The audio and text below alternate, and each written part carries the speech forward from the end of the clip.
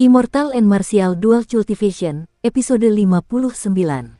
Untuk melihat video selengkapnya, sahabat bisa kunjungi playlist yang telah Sabta Novel sediakan. Yuk mari, kita berimajinasi bersama dan masuk ke alur ceritanya.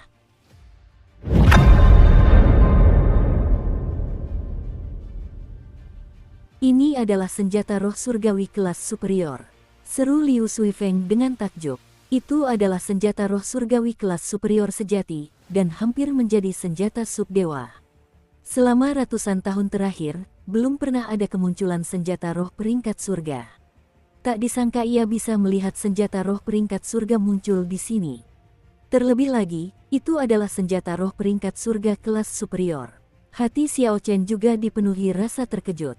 Ia tidak mengerti bagaimana Liu Ruyue mengembalikan pedang bayangan bulan ke peringkat surga. Liu Ruyue menggenggam pedang bayangan bulan dan berdiri dengan gagah. Pakaian dan rambutnya berkibar tertiup angin saat ia menatap ke bawah gunung dan berkata dengan acuh tak acuh, "Ayo pergi, mereka sudah di sini."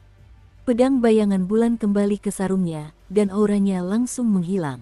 Liu Ruyue segera memimpin Xiao Chen dan Liu Suifeng menuruni gunung. Tak satu pun dari mereka berbicara, raut wajah mereka muram. Sesampainya di kaki gunung, mereka melihat sekelompok kultivator bergegas menuju puncak Qingyun dengan agresif, memancarkan aura pembunuh yang kuat. Mereka menerbangkan awan debu dan mengejutkan banyak burung. Ketika rombongan itu mendekat, mereka dapat dengan jelas melihat penampilan orang-orang yang datang. Orang yang memimpin mereka adalah murid dari guru puncak Biyun, Zhao Gongming. Di belakang Zhao Gongming terdapat banyak tetua puncak Biyun, mereka semua adalah pendekar bela diri. Di tengah kerumunan itu, ada seseorang yang kepalanya dibungkus seperti mumi, Song Qianhe. Xiao Chen menghitung mereka dengan cermat. Termasuk Zhao Gongming, ada 7 martial saint. Selain mereka, ada 10 martial grandmaster. Dari seluruh kelompok, Zhao Gongming adalah yang terkuat. Dia adalah seorang martial saint tingkat menengah, yang lainnya hanyalah martial saint tingkat rendah. Tidak mengherankan jika ada begitu banyak martial saint tingkat rendah. Setelah seseorang mencapai ranah martial saint, setiap peningkatan tingkat sangatlah sulit. Bagi banyak orang, mereka mungkin terjebak di ranah kultivasi saint bela diri tingkat rendah.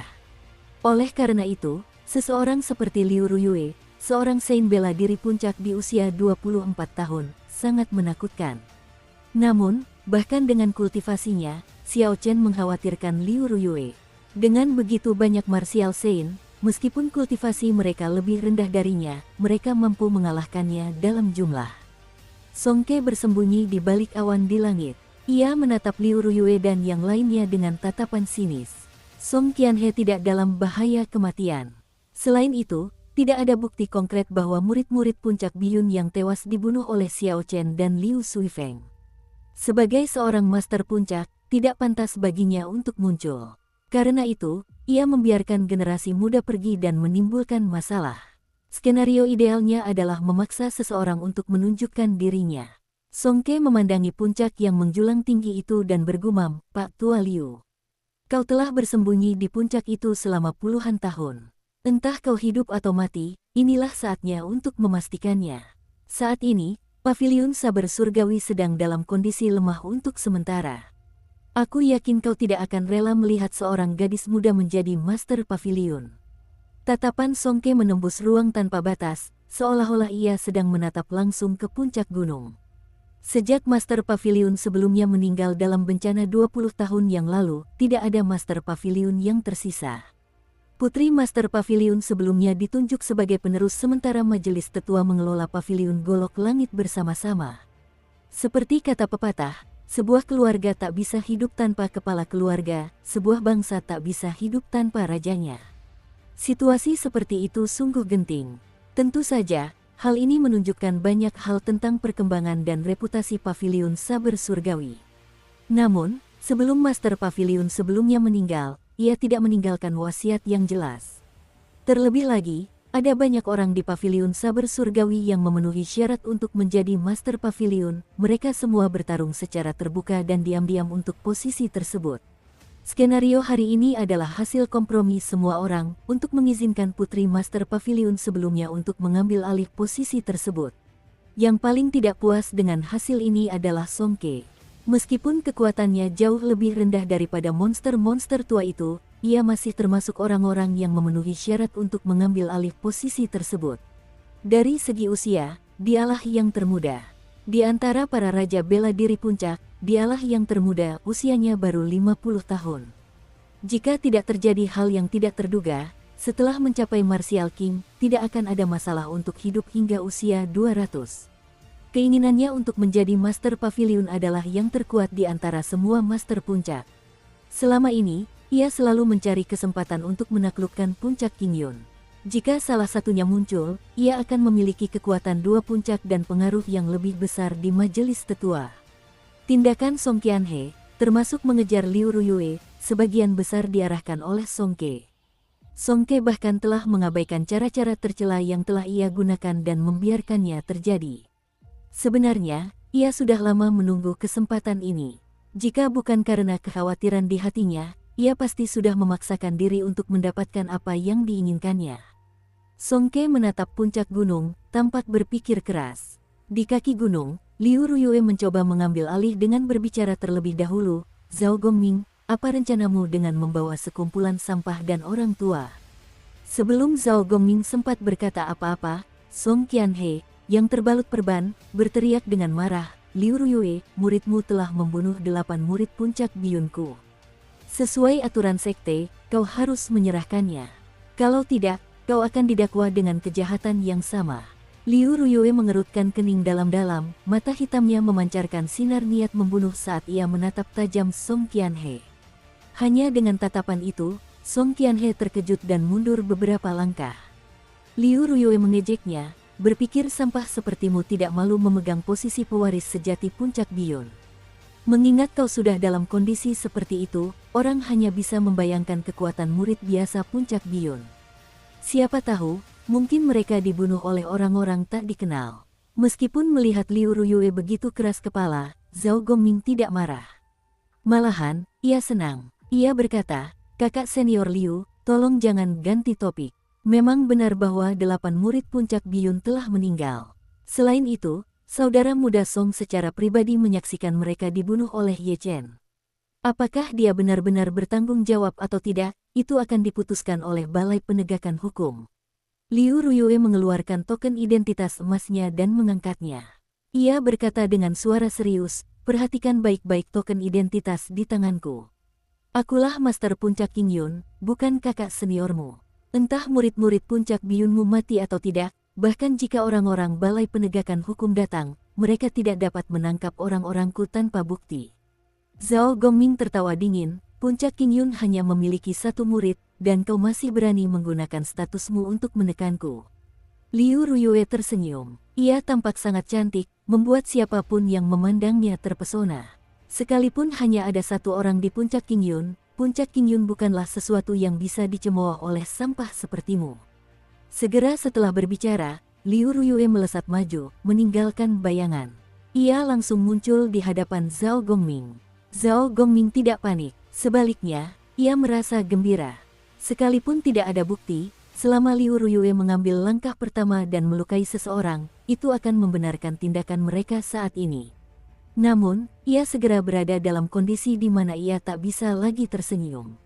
Cahaya gemilang muncul saat pedang bayangan bulan ditarik dengan suara, Huang Dang. Aura inti iblis tingkat 6, setara dengan puncak Martial King, menyelimutinya. Dengan kekuatannya sebagai seorang Martial Saint tingkat medial, napasnya menjadi cepat dan pendek sebelum aura yang bergejolak. Gerakannya yang semula halus menjadi tersentak-sentak. Zhao Gongming menyerah menghunus pedangnya dan dengan cepat memaksa tubuhnya mundur dengan cepat. Namun, serangan pedang ini terlalu cepat. Terlebih lagi, gerakan ini telah memanfaatkan kekuatan senjata roh peringkat surga. Pedang itu menciptakan luka panjang di bagian depan Zhao Gongming. Lukanya tidak dalam, tetapi darah menyembur keluar, mewarnai bagian depan bajunya menjadi merah. Begitu pertarungan dimulai, 7 Martial Saint yang tersisa kembali sadar dan segera menyerang Liu Ruyue. Ini adalah pertarungan antar santo bela diri, para Grandmaster bela diri tidak bisa ikut campur. Ki pedang beterbangan kemana-mana, sosok-sosok berkelebat di sekitar. Xiao Chen dan yang lainnya hanya bisa melihat beberapa sosok yang samar-samar. Area pertarungan semakin luas. Sesekali, terdengar teriakan keras. Seorang pendekar bela diri tingkat rendah puncak Biyun berteriak memilukan saat lengannya dirobek. Semua orang benar-benar marah. Liu Ruyue menyerang tanpa ampun. Ia mempertaruhkan nyawanya untuk membalas. Ketika mereka melukainya, ia akan langsung membalas dengan 10 serangan. Ia hanya terus maju, tak pernah mundur. Meminjam kekuatan senjata roh peringkat surga, Liu Ruyue tidak mengalami kerugian apapun. Sebaliknya, 8 orang suci bela diri puncak Biyun semakin panik semakin lama mereka bertarung. Terkadang, lengan seseorang terpotong, atau seseorang kehilangan sebagian besar dagingnya. Beberapa aliran ki pedang melesat tanpa pandang bulu ke arah Xiao Chen dan Liu Suifeng. Xiao Chen menggunakan telapak tangannya sebagai pedang dan mengeksekusi, menarik pedang. Terdengar suara keras dan ki pedang menghilang ke dalam kehampaan. Liu Suifeng berkata dengan cemas, "Ye Chen, apa yang harus kita lakukan? Bahkan jika kakak menang, dia akan terluka parah. Pihak lawan masih memiliki 10 martial grandmaster yang belum bergerak. Kita bukan tandingan mereka. Jangan terburu-buru. Aku sedang berpikir." Tentu saja, Xiao Chen sedang memikirkan masalah yang sama dengan yang disebutkan Liu Suifeng. Ia menatap Song Qianhe, yang berada di tengah kerumunan, sambil berpikir secepat mungkin. Song Qianhe menatap Liu Ruyue dengan dingin. Ia tidak terganggu dengan korban yang berjatuhan dalam pertarungan itu. Selain Zhao Gongming, para petapa bela diri kelas rendah lainnya telah terjebak di alam kultivasi mereka selama bertahun-tahun. Tujuannya mengirim mereka sebenarnya untuk mati. Para elit sejati puncak Biyun belum datang. Bahkan jika mereka semua mati, ia tidak akan merasakan akibatnya. Puncak Biyun mampu menanggung kerugian, tidak seperti puncak Qingyun, yang hanya memiliki Liu Ruyue. Begitu dia jatuh, yang lain akan mudah ditangani. Senjata roh peringkat surga. Sepertinya operasi ini akan gagal. Haruskah aku bergerak? Song Ke mengamati pertempuran di bawah dari balik awan. Ia sedikit mengernyit dan tidak bisa mengambil keputusan. Di bawah, Liu Ruyue memanfaatkan celah pertahanan salah satu pendekar bela diri kelas rendah. Ia menggunakan pedang bayangan bulan untuk langsung menusuk jantung orang itu. Tangan kanannya bergetar saat esensi yang bergelora mengalir melalui lengannya ke dalam pedang. Ledakan. Dukung terus channel YouTube Sabta Novel. Terdengar ledakan keras, dan tubuh orang itu hancur berkeping-keping. Darah menyembur ke langit, lalu jatuh perlahan seperti hujan. Ketegasan dan ketenangan Liu Ruyue membuat semua kultivator di sekitarnya gemetar. Meskipun mereka tidak takut mati, ketika mereka melihat cara kematian yang begitu mengerikan, mereka tak kuasa menahan rasa takut yang mendalam. Dia terlalu kejam, dia tidak punya pertimbangan sedikit pun, membunuh sesuka hatinya. Apakah dia benar-benar tidak takut dengan aturan paviliun pedang surgawi? Semua orang tak kuasa menahan diri untuk bertanya-tanya. Memanfaatkan momen saat semua orang sedang teralihkan, Liu Ruyue tidak berhenti. Dia mengayunkan pedangnya dan membelah seorang martial saint kelas rendah menjadi 2 bagian. "Kau, Liu Ruyue, jangan berlebihan," teriak Zhao Gongming saat 2 martial saint kelas rendah langsung tewas mengenaskan di tangan Liu Ruyue. Liu Ruyue membalas dengan serangan yang semakin ganas. Ia menggenggam pedang dengan kedua tangan, seluruh tubuhnya berlumuran darah. Ia tampak seperti iblis gila, seperti roh jahat yang keluar dari kedalaman neraka, sama sekali tidak menghiraukan semua lukanya. "Kakak, kakak." Mata Xiao Chen merah padam saat ia mengepalkan tangan kanannya erat-erat, kukunya menancap dalam kedagingnya, mengakibatkan darah mengucur deras. Ia tidak ingat kapan terakhir kali ia semarah ini. Sungguh menjijikkan. Membayangkan aku benar-benar membiarkan seorang wanita melindungiku dengan begitu putus asanya, hati Xiao Chen berdarah. Song Qianhe dari puncak Biyun, bahkan jika aku dikejar sampai ke ujung dunia oleh paviliun saber surgawi, aku, Xiao Chen, bersumpah untuk mencincang tubuhmu menjadi 10.000 keping. Penghinaan hari ini akan dibalas 10 kali lipat di masa depan. Setelah langsung menjatuhkan 2 orang, situasi mulai berpihak pada Liu Ruyue. Lukanya masih bertambah parah, tetapi ia tidak pingsan. Wajahnya berlumuran darah, tampak sangat menakutkan. Para martial saint yang tersisa mulai menjadi pengecut, gerakan mereka menjadi sangat hati-hati dan waspada, berusaha melindungi diri mereka sendiri. Namun, hal ini justru membuat mereka mati lebih cepat. Liu Ruyue mengabaikan luka di tubuhnya dan menyerang secara membabi buta, merenggut nyawa setiap kali serangan mengenainya. Puci, seseorang berhasil melukai Liu Ruyue. Darah menyembur keluar saat seorang martial saint lain mengejarnya dari belakang. Liu Ruyue mengabaikan orang di belakangnya. Ia menyambut serangan yang datang dan menusuk seorang martial saint kelas rendah. Esensinya tiba-tiba melonjak, menyebabkan orang ini meledak berkeping-keping. Serangan orang di belakang meninggalkan luka lain di tubuh Liu Ruyue. Liu Ruyue tampak tak merasakannya, tangan kirinya meraih senjata orang itu, lalu ia berbalik untuk melancarkan serangan pedang, menciptakan hembusan angin kencang. Di tengah tatapan ngeri semua orang, ia memenggal kepalanya. Tak lama kemudian, hanya Zhao Gongming yang tersisa. 7 martial saint yang tersisa tergeletak berserakan di tanah.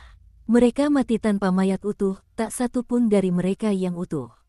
Darah mengalir kemana-mana, bau darah yang menyengat membuat mual.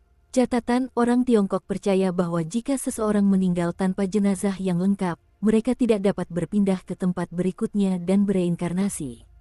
Melihat pemandangan bak neraka di hadapannya, tangan kanan Zhao Gongming yang sedang menggenggam pedangnya sedikit gemetar.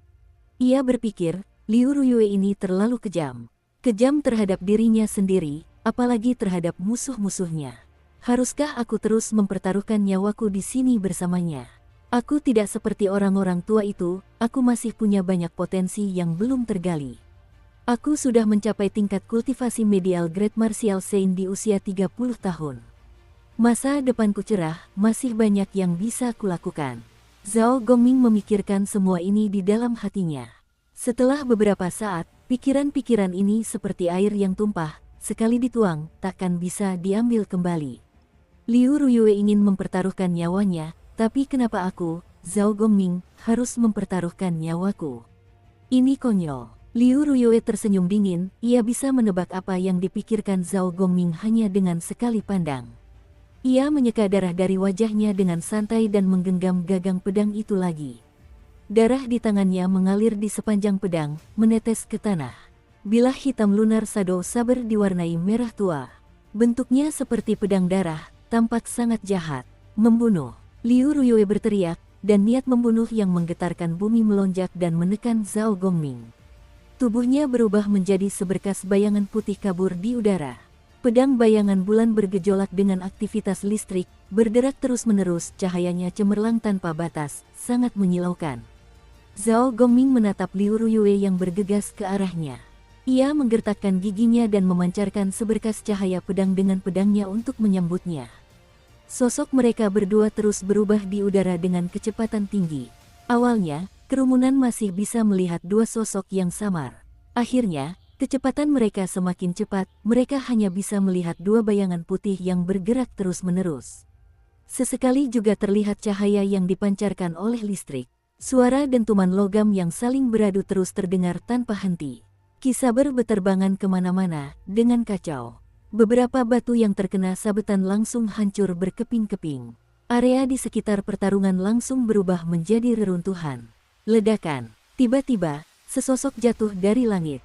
Jantung Xiao Chen berdebar kencang.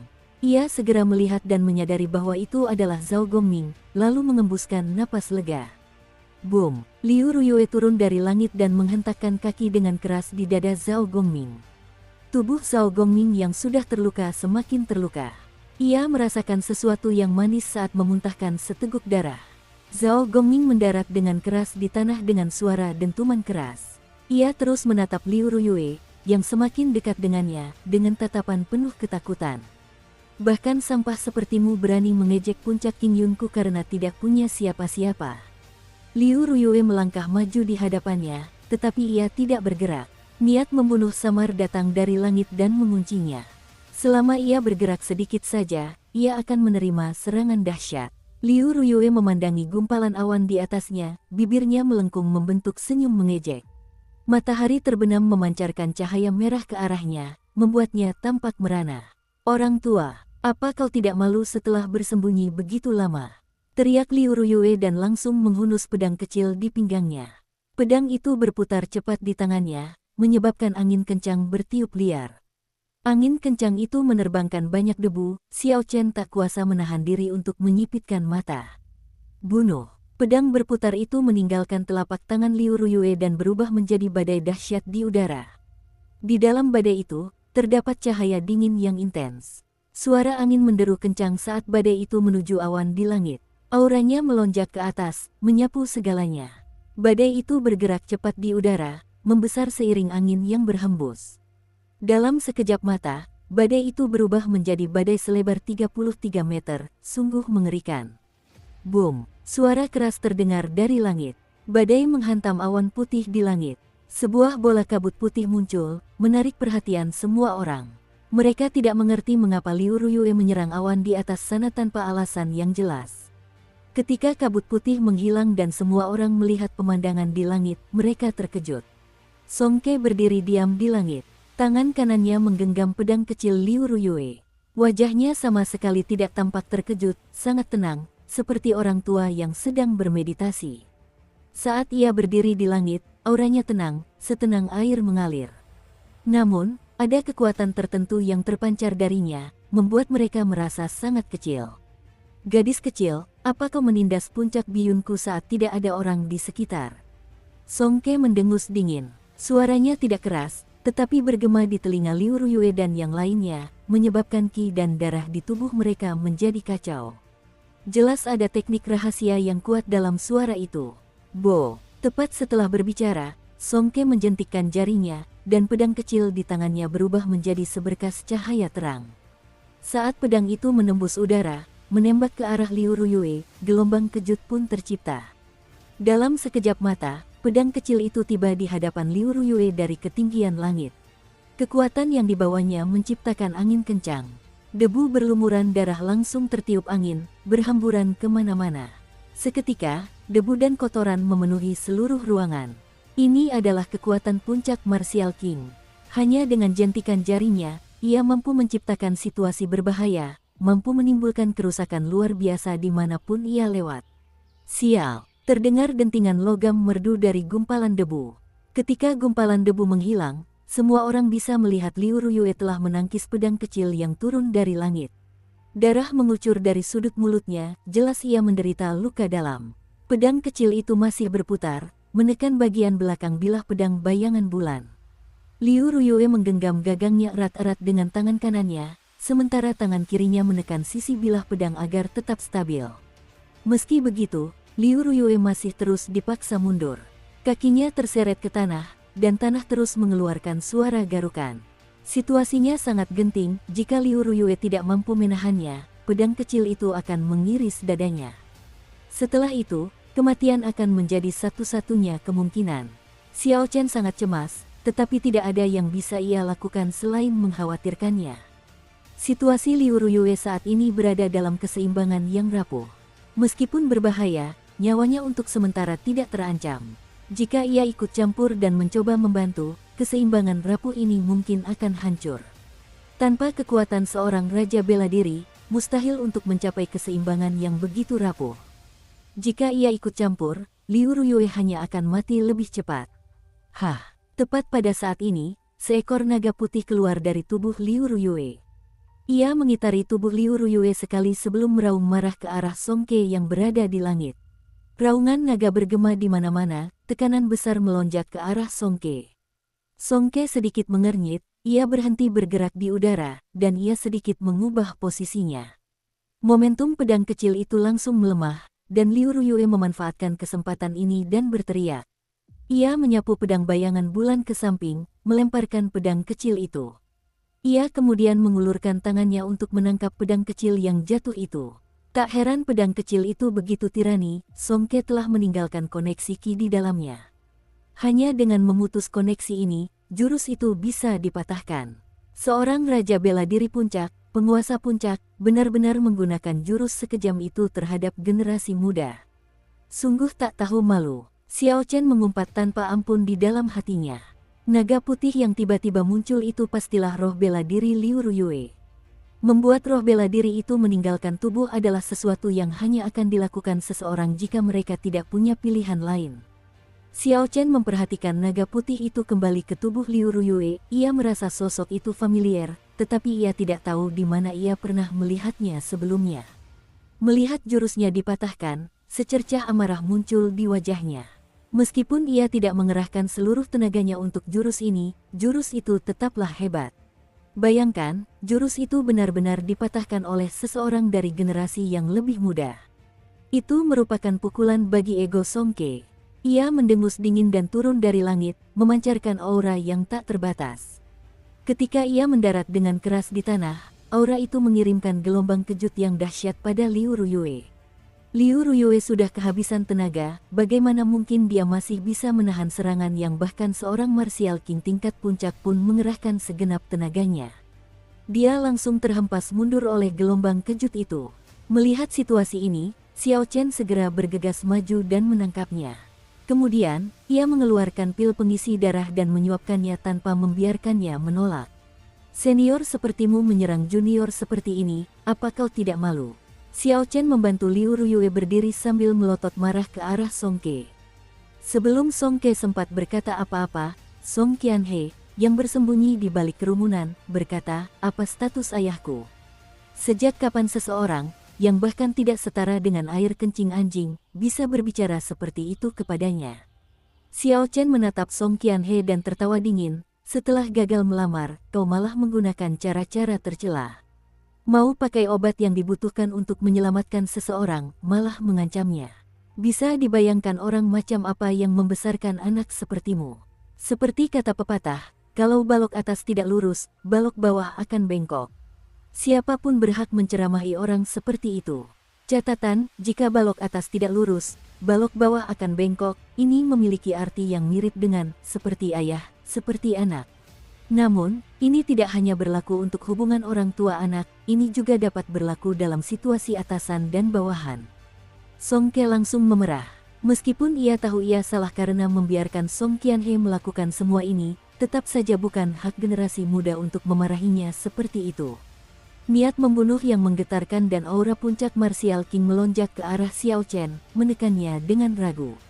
Ekspresi dingin Songke dengan jelas mengungkapkan niat membunuhnya. Apakah junior ini berani terus berbicara sekarang?